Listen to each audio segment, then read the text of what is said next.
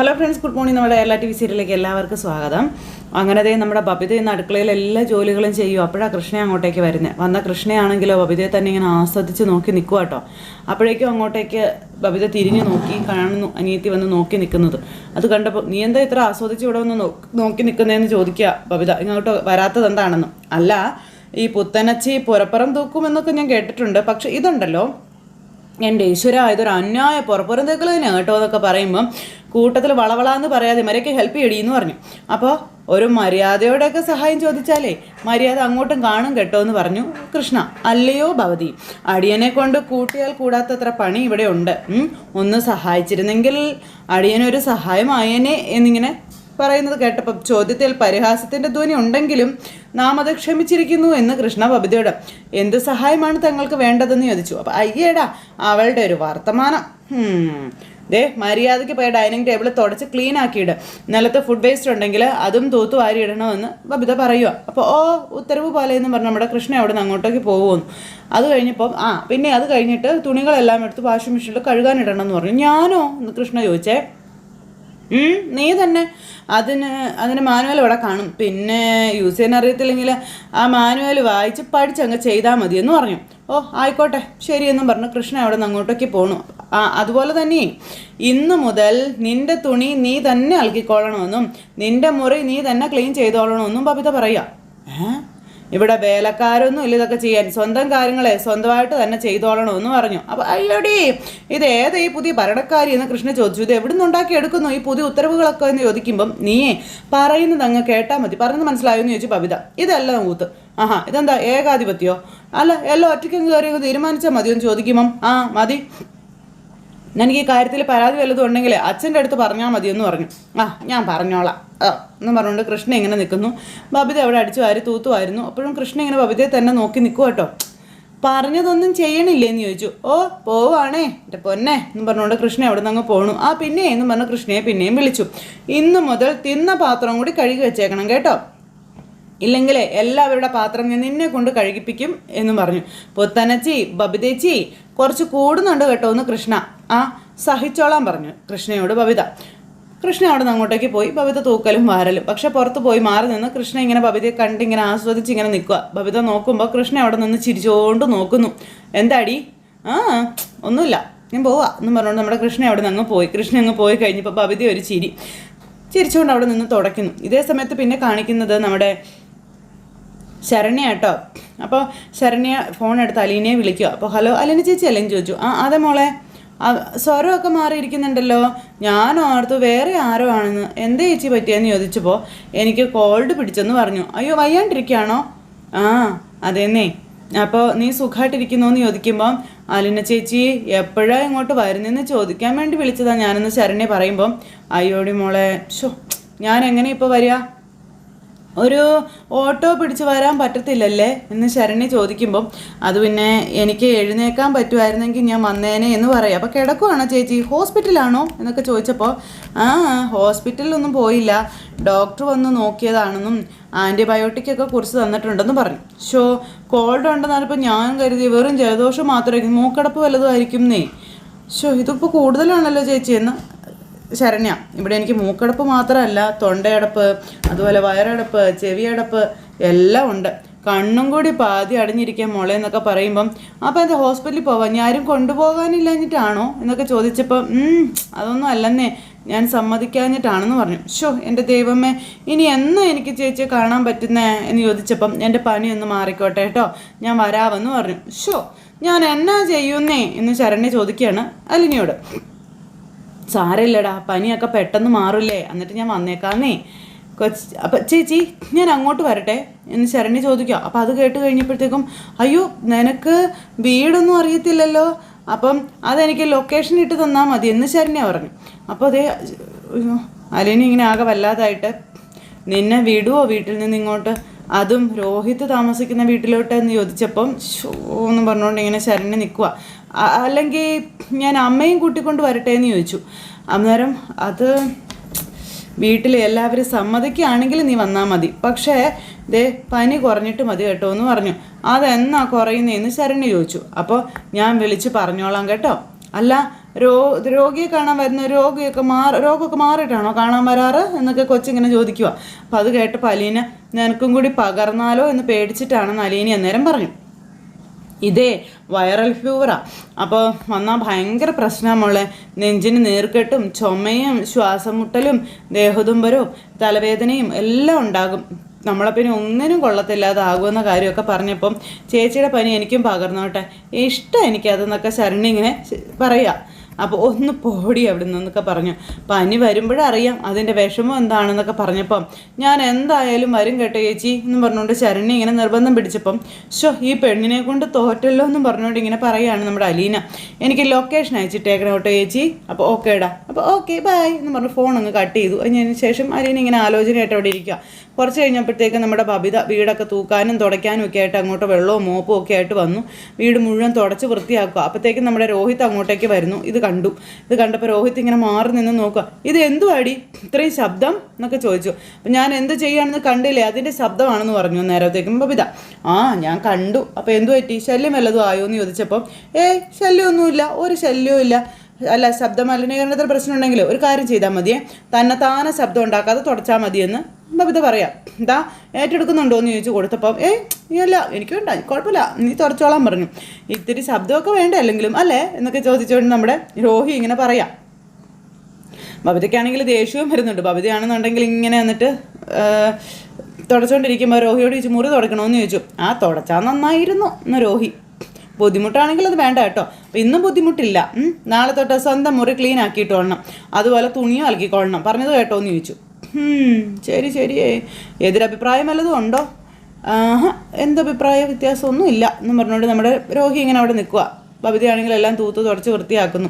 കുറച്ച് കഴിഞ്ഞപ്പോഴത്തേക്കും ബാലൻ്റെ ഡോറിൽ ചെന്ന് മുട്ടി ബബിത. അപ്പം നോക്കുമ്പോൾ മകള് മോപ്പും ബക്കറ്റൊക്കെ ആയിട്ട് നിൽക്കുന്നു.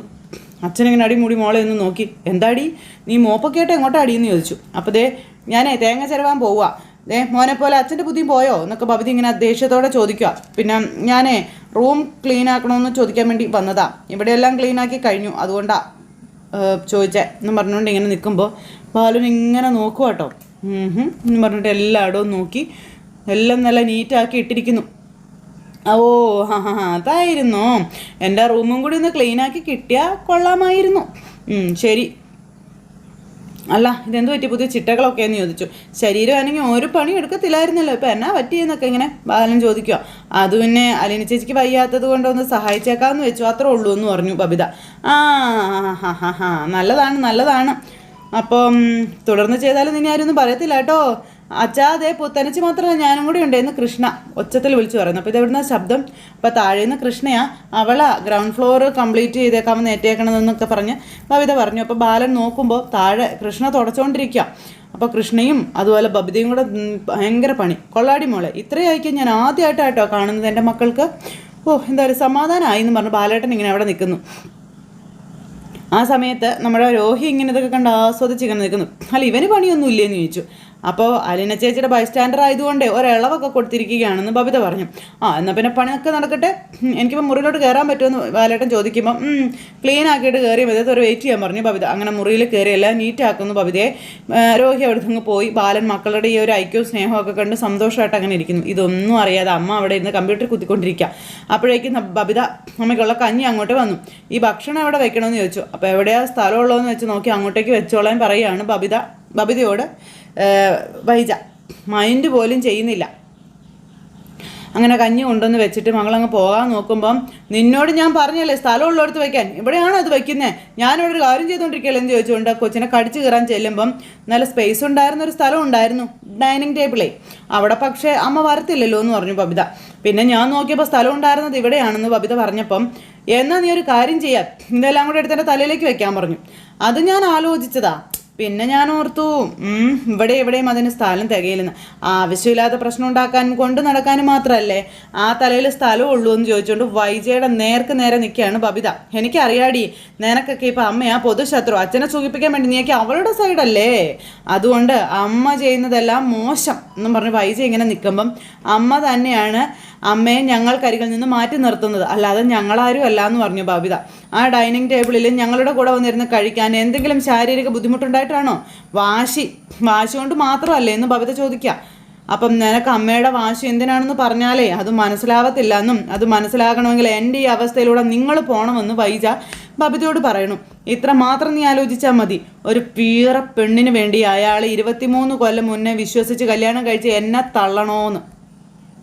നിന്നെയൊക്കെ നിൻ്റെ അച്ഛൻ പുഷ്പം പോലെ തള്ളിക്കളയുമെന്ന് പറയുമ്പോൾ അതെന്തായാലും അമ്മ പേടിക്കണ്ട. അലീന ചേച്ചിക്ക് വേണ്ടി ഇന്നും അച്ഛൻ നിലകൊള്ളുന്നുണ്ടെങ്കിൽ ഞങ്ങൾക്ക് വേണ്ടി ഏതറ്റം വരെയും പോകും, അതെനിക്ക് ഉറപ്പാണെന്ന് ബബിത പറയാട്ടോ. നീ ആ ഉറപ്പും കെട്ടിപ്പിടിച്ചോണ്ടിരുന്നോ? നിനക്കൊക്കെ വേണ്ടിയാ വൈജയന്തി ഈ വാശിയും കൊണ്ട് എതിർത്ത് നിന്നതെന്നൊക്കെ പറഞ്ഞാൽ പോലും മനസ്സിലാകാത്ത നിന്നോടൊന്നും പറഞ്ഞിട്ടേ ഒരു കാര്യവും ഇല്ല. അനുഭവിക്കുമ്പോഴേ നീയൊക്കെ പഠിക്കുള്ളൂ എന്ന് പറഞ്ഞപ്പോൾ ഞാൻ അനുഭവിച്ചോളാമെന്ന് പറഞ്ഞു. ഈ അമ്മയോട് എന്ത് പറഞ്ഞിട്ടും കാര്യമില്ല എന്ന് ഉറപ്പായിട്ടും വീണ്ടും വീണ്ടും സംസാരിക്കാൻ നിൽക്കുന്ന എനിക്ക് അടിയുടെ കുറവാണ്, നല്ല അടിയുടെ കുറവെന്ന് ബബിത പറയാം. ആ കുറവ് ഞാൻ നിനക്ക് നികത്തി തരണമെന്ന് ചോദിക്കുമ്പോൾ എൻ്റെ പൊന്നമ്മേ സുല്ല് ഞാനില്ലേ എന്നും പറഞ്ഞ് ബബിത ഇങ്ങനെ നിൽക്കുക കേട്ടോ. ആ സമയം കൊണ്ടുവന്ന് വെച്ചിരിക്കുന്ന കഞ്ഞി നോക്കുവാണ്. എന്നിട്ട് അവിടെ ചെന്ന് അങ്ങോട്ടേക്ക് ഇരുന്നു. ഒരു രീതിയിലും ഇത് അടുക്കുന്ന കാണ്ടാമൃഗം അല്ലാത്ത രീതിയിൽ തന്നെ ഇങ്ങനെ ഇരിക്കുക. താനി വെട്ടുപോത്ത്. അങ്ങനെയാണ് വൈജയുടെ നിലപാടും ഇരിപ്പും കാട്ടായങ്ങളും ഒക്കെ. അങ്ങനെ ആ ഒരു കാര്യം കഴിഞ്ഞപ്പോൾ നമ്മുടെ ബബിത അതെ ഒരു കാര്യം കൂടി പറയാനുണ്ടായിരുന്നു എന്ന് പറഞ്ഞു. എന്നാന്ന് വെച്ചാൽ പറഞ്ഞ് തുലയ്ക്കാൻ പറഞ്ഞു വൈജ. അതെ നാളെ മുതൽ റൂം സർവീസ് ഇല്ലെന്നും അമ്മ ഡൈനിങ് ടേബിളിൽ വന്നിരുന്ന് കഴിക്കണം, അല്ലെങ്കിൽ ഭക്ഷണം ഇല്ല എന്നും ബബിത അമ്മയോട് പറയുക. അത് കേട്ടപ്പോൾ അമ്മ ഇങ്ങനെ നോക്കുക. ഭീഷണിയാണോ എന്ന് ചോദിച്ചു. അമ്മ പ്ലീസ് അവിടെ വന്നിരുന്ന് അമ്മയൊന്ന് കഴിക്കാൻ പറഞ്ഞു. അപ്പോൾ വൈജയ്ക്ക് ഒരു വാക്കേ ഉള്ളൂ, ഞാനിനി ആ ഡൈനിങ് ടേബിളിൽ വന്നിരുന്ന് കഴിക്കണമെങ്കിൽ ആ നശിച്ചവൾ ഒന്നെങ്കിൽ ഇവിടെ നിന്ന് പോകണം, അല്ലെങ്കിൽ അവൾ ചാവണം എന്നൊക്കെ ബബിതയോടിരുന്ന് പറയുക ഈ വൈജ. ഇതൊക്കെ കേട്ട് വൈജ തലയ്ക്ക് കൈവയ്ക്കുക. അത് നടക്കാതെ വൈജയന്തി ഇനി അവിടെ വന്നിരുന്ന് കഴിക്കുന്ന പ്രശ്നം ഉദിക്കുന്നില്ല എന്ന് തന്നെ ചേച്ചി അങ്ങ് പറയണം. ഇതൊക്കെ കേട്ട് ഇത് എന്നാ മുതലാന്ന് ഓർത്തിരിക്കുക. നിനക്കൊക്കെ അമ്മയെ വേണോ എങ്ങാണ്ടെന്ന് വലിഞ്ഞു കയറി വന്ന് അവൾ വേണോ എന്ന് തീരുമാനിക്കുക എന്നും പറഞ്ഞ് വൈജ മകളോട് വെല്ലുവിളി നടത്തുന്നു. ഇതൊക്കെ കേട്ട് തല പെരുത്തിട്ട് വൈജയോട് സംസാരിച്ച് കാര്യമില്ലെന്ന് മനസ്സിലായിട്ട് ബബിത അവിടെ നിന്ന് ഇറങ്ങിപ്പോയി. വൈജ വീണ്ടും അവിടെ ഇരുന്ന് തൻ്റെ കമ്പ്യൂട്ടറിലും കുത്തിക്കൊണ്ട് അങ്ങനെ ഇരിക്കുക. കൊണ്ടുവന്ന സാധനം എടുത്തുകൊണ്ട് ബബിത അങ്ങ് പോയി. ഇത് കഴിഞ്ഞതിന് ശേഷം പിന്നെ നേരെ അലീനയുടെ അടുത്തേക്കാണ് ചെല്ലുന്നത്. അപ്പോൾ എഴുന്നേറ്റിരിക്കുക, കഞ്ഞി തരാമെന്ന് പറഞ്ഞു. അപ്പോൾ പിടിക്കണമെന്ന് പറഞ്ഞു. അപ്പോൾ തനി എഴുന്നേറ്റിരിക്കാൻ പോലും പറ്റത്തില്ലേന്ന് ചോദിച്ചപ്പോൾ വയ്യാത്തത് കൊണ്ടാണെന്ന് പറഞ്ഞു അലീന. അപ്പോൾ ബബിത ചേച്ചി ഒന്ന് താങ്ങി പിടിക്കാൻ പറഞ്ഞു. അങ്ങനെ ബബിത പതുക്കെ താങ്ങി പിടിച്ചു. അങ്ങനെ അലീന പതുക്കെ എഴുന്നേറ്റിരുന്നു. അങ്ങനെ കൃഷ്ണയും ബബിതയും കൊണ്ട് നോക്കിയ. അപ്പോൾ നല്ല ചൂട് കഞ്ഞിയാണെന്നും അത് കഴിക്കണമെന്നും പറഞ്ഞപ്പം കഞ്ഞി വേണ്ടായിരുന്നു എന്ന് അലീന. പിന്നെന്താ വേണ്ടേ? അത് പിന്നെ പൊറോട്ടയും ചിക്കൻ ഫ്രൈയും മതി എന്നിങ്ങനെ നമ്മുടെ അലീന പറഞ്ഞു. അപ്പോൾ നീ കേട്ടല്ലോ എന്ന് കൃഷ്ണയോട് ബബിത. നമ്മൾ പാടുപെട്ട് ഇത്രയും ഉണ്ടാക്കിക്കൊണ്ട് വന്നപ്പോൾ പൊറോട്ടയും ചിക്കൻ ഫ്രൈയും വേണമെന്ന്. അതും പോലും തരാൻ പറ്റത്തില്ലേ എന്നിങ്ങനെ നമ്മുടെ അലീന ചോദിക്കുക. ഞാൻ പനിച്ച് വിശന്ന് കിടക്കല്ലേ എന്ന് ചോദിച്ചു. പനിയും ചെസ്റ്റ് ഇൻഫെക്ഷനും അതുപോലെ ചുമയൊക്കെയുള്ള ഒരാൾക്ക് കഴിക്കാൻ പറ്റിയ ഫുഡാണ് ഞാൻ കൊണ്ടുവന്നിരിക്കുന്നതെന്ന് ബബിത പറയുക അപ്പോൾ അലീനയോട്. അപ്പോൾ എനിക്കിത് വേണ്ടായിരുന്നുവെന്ന് അലീന. പൊറോട്ടയും ചിക്കൻ ഫ്രൈയും ഇല്ലെങ്കിൽ പിന്നെ എന്തിനാ എന്നെ എഴുന്നേൽപ്പിച്ചേ? അപ്പോൾ ബബിതേച്ചി ഇത് അഭ്യാസമാണെന്ന് കൃഷ്ണ കൊഞ്ചലാണെന്ന് പറഞ്ഞു. അനിയത്തിമാരെ ശുശ്രൂഷിക്കാൻ നിൽക്കുകയാണെന്ന് കണ്ടപ്പോൾ അപ്പോൾ ഇത് കഴിച്ചാൽ മതി, ഇവിടെ വേറെ ഒന്നുമില്ലാന്ന് കൃഷ്ണയും അതുപോലെ നമ്മുടെ ബബിതയും പറഞ്ഞു. പനിയില്ലാത്ത ഞങ്ങൾ പോലും ഇതാ കഴിക്കുന്നതെന്നും ബബിത പറയുമ്പോൾ എന്നാ എനിക്ക് കോരി തരണമെന്നും സ്പൂണിൽ തരണമെന്നും പറയുക കേട്ടോ. അപ്പോൾ കൃഷ്ണ നീ ഒന്ന് കോരി കൊടുക്കാൻ പറഞ്ഞു. അപ്പോൾ പിന്നെ എനിക്ക് വേറെ പണിയില്ലേ എന്ന് കൃഷ്ണ. ഞാൻ അച്ഛനെ പോയി വിളിക്കട്ടെ ഫുഡ് കഴിക്കാമെന്ന് പറഞ്ഞു നമ്മുടെ കൃഷ്ണ അവിടെ നിന്ന് അങ്ങോട്ടേക്ക് പോയി. അപ്പോൾ ബബിത അത് ഏൽപ്പിച്ച് കൊടുക്കാനാണ് രണ്ടുപേരും കൂടെ നോക്കിയത്. ബബിതയ്ക്കാണ്ട് ദേഷ്യവും വരുന്നുണ്ട്. എന്നിട്ട് ബബിത എന്നാ ചെയ്തെന്നോ തൊട്ടരികിലിരുന്ന് അതിങ്ങനെ അലീനയ്ക്ക് കോരി കൊടുക്കുക. അങ്ങനെ അലീനയ്ക്ക് കോരി കൊടുക്കുന്നത് ആസ്വദിച്ച് ബബിതയും ചെയ്യുന്നു, ബബിത കൊടുക്കുന്നത് ആസ്വദിച്ച് അലീനയും കഴിക്കുന്നു. അങ്ങനെ ബബിതയെ ഒരു ചെറു ചിരിയോടെ ഒരു കള്ള നോട്ടമായിട്ട് അലീന ഇങ്ങനെ ഇരിക്കുമ്പോൾ അതെ പെട്ടെന്ന് കഴിച്ചോളണം, എനിക്ക് നേരമില്ല കേട്ടോ ഇതും പിടിച്ചുകൊണ്ടിരിക്കാനെന്ന് ബബിത അലീനയോട് പറയണു. അപ്പോൾ എന്നും പറഞ്ഞ് അലീന അത് മേടിച്ച് കഴിക്കുക. അങ്ങനെ അനിയത്തിയും ചേർത്തിയും കൂടെ അങ്ങനെ ഇരിക്കുമ്പോൾ എനിക്ക് നിന്നെ കെട്ടിപ്പിടിക്കാൻ തോന്നുവാണെന്ന് അലീന പറഞ്ഞു. അപ്പോൾ ഇങ്ങോട്ട് വാ കെട്ടിപ്പിടിക്കാൻ എന്ന് ബബിത പറയാം കേട്ടോ അലീനയോട്. അന്നേരം അല്ല നാളെ എനിക്ക് പൊറോട്ടയും ചിക്കൻ ഫ്രൈയും തരാവോ എന്നിങ്ങനെ ചോദിച്ചപ്പം ഇല്ല, പനിയുള്ളവർക്ക് കഴിക്കാനേ ലൈറ്റായിട്ടുള്ള ഫുഡ് മാത്രമേ തരാൻ പറ്റത്തുള്ളൂ എന്ന് പറഞ്ഞു. പനി മാറിക്കഴിയുമ്പോൾ വാങ്ങിച്ച് തരാമോ എന്ന് ചോദിച്ചു. അപ്പോൾ അച്ഛനോട് പറ, എന്നോടെന്തിനാ ഇതൊക്കെ പറയുന്നതെന്ന് ബബിത ചോദിക്കുക. എനിക്ക് നീ വാങ്ങിച്ച് തന്നാൽ മതി എന്ന് പറഞ്ഞു. നീ ഇതുവരെ എനിക്കൊന്നും വാങ്ങിച്ച് തന്നിട്ടില്ല, എനിക്ക് നേരമില്ല ഒന്ന് പോയേ പറഞ്ഞു ബബിത ഇരുന്ന് പറയാം. എന്നിട്ട് കഞ്ഞി ഇങ്ങനെ കോരി കൊടുക്കുന്നു. അലീന അത് വാങ്ങിച്ച് കഴിക്കുന്നു. അന്നേരം നമ്മുടെ അച്ഛനെ വിളിച്ചുകൊണ്ട് വരുവാണ് കൃഷ്ണ. അപ്പോൾ ബബിത എവിടെയെന്ന് ചോദിച്ചു. അച്ഛനെ ഇങ്ങനെ കാണിച്ചു തരാമെന്ന് പറഞ്ഞ് വിളിച്ചു കൊണ്ടുപോയി കാണിച്ചു കൊടുക്കും. അപ്പോൾ ബബിത കഞ്ഞി കോരി കൊടുക്കുന്നു അലീനയ്ക്ക്. ഇത് കണ്ടപ്പോൾ അച്ഛൻ ഞെട്ടി. അപ്പോൾ എന്നാ കാണാൻ വന്നതാ, ഇവിടെ എന്താ എക്സിബിഷൻ വല്ലതും നടക്കുന്നുണ്ടോ എന്ന് ചോദിച്ചു. അയ്യോ എൻ്റെ പൊന്നെ ഒന്നുമില്ലേ, വെറുതെ വന്നതാണേ, രോഗിയെ ഒന്ന് കാണാമെന്ന് വിചാരിച്ചു എന്ന് ബാലൻ. അപ്പം ഞങ്ങൾ പോയേക്കാമേ, വാ നമുക്ക് പോകാം എന്ന് പറഞ്ഞിട്ട് എന്നിട്ട് കൃഷ്ണയും കൂട്ടിക്കൊണ്ട് ബാലേട്ടൻ അവിടെ നിന്ന് അങ്ങോട്ടേക്ക് പോയി. അവരങ്ങ് പോയി കഴിഞ്ഞപ്പം അവൾ പോയി വിളിച്ചുകൊണ്ട് വന്നേക്കുവാ കാഴ്ച കാണിക്കാൻ. ഞാനെന്താ പൊട്ടിയാണോ എന്ന് ബബിത ഇങ്ങനെ പറയണു. അലീനയുടെ മുന്നിലിരുന്നപ്പോൾ അലീന ഇങ്ങനെ ഒരു കള്ള ചിരിയായിട്ട് അനിയത്തിക്കുട്ടിയെ നോക്കിക്കൊണ്ടിരിക്കുന്നിടത്ത് ഇന്നത്തെ നമ്മുടെ കഥ അവസാനിച്ചു. അപ്പോൾ എല്ലാവരും കാത്തിരുന്ന് കാണണം കേട്ടോ. എല്ലാവർക്കും നല്ലൊരു ദിവസം ആശംസിക്കുകയാണേ. എല്ലാവരും തരുന്ന സപ്പോർട്ടിനും സ്നേഹത്തിനും ഒത്തിരി നന്ദി അറിയിക്കുന്നു. അടുത്ത സൂപ്പർ ഹിറ്റ് കഥകളുമായി കാണുന്നത് വരെ എല്ലാവർക്കും ടാറ്റാ.